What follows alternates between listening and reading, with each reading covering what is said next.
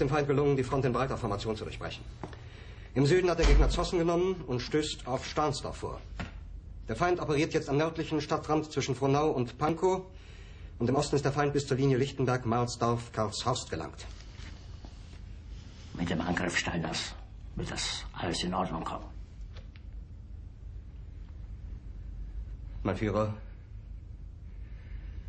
Steiner konnte nicht genügend Kräfte für einen Angriff massieren. Der Angriff Steiner ist nicht erfolgt.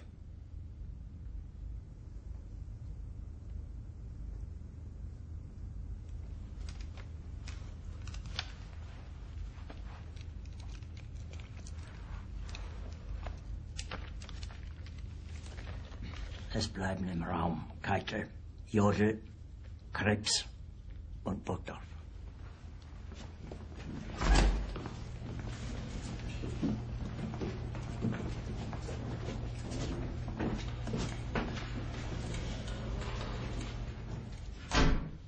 Das war ein Befehl! Der Angriff Steiners war ein Befehl!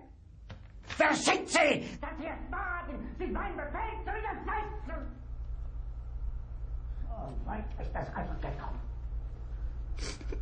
Das Militär hat mich belogen! Jeder hat mich belogen, sogar die SS! Die gesamte Generalität ist nichts weiter als ein Haufen niederträchtiger, treuloser Feiglinge! Mein Führer, ich kann nicht zulassen, dass die Soldaten, die für Sie verbringen... Nicht als Feiglinge! Verreiter, Versager! Mein Führer, was Sie da sagen, ist ungeheuerlich. Die Generalität ist das Geschmeiß des deutschen Volkes! Sie ist ohne Ehre! Sie nennen sich Generale, weil Sie Jahre auf Militärakademien zugebracht haben, nur um zu lernen, wie man Messer und Gabel hält! Jahrelang hat das Militär meine Aktionen nur behindert.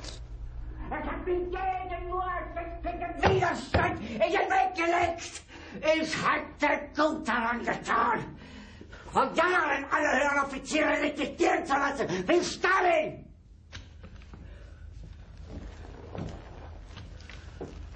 Ich war nie auf einer Akademie. Und doch habe ich allein auf mich gestellt, ganz Europa erobert. Verräter! Von allem Anfang an bin ich so verraten und betrogen worden. Es wurde ein ungeheurer Verrat geübt am deutschen Volke.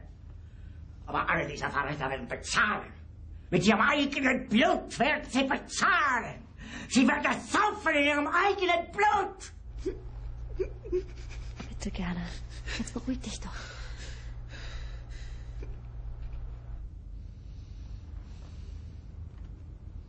Meine Befehle sind in den Wind gesprochen.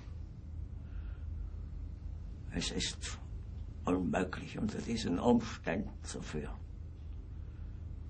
Es ist aus.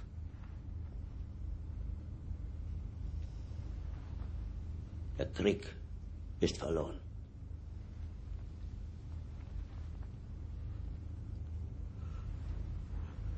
Aber wenn Sie, meine Herren, glauben, dass ich deswegen Berlin verlasse, irren Sie sich gewaltig.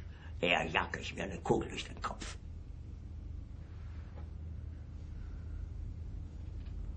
Tun Sie, was Sie wollen.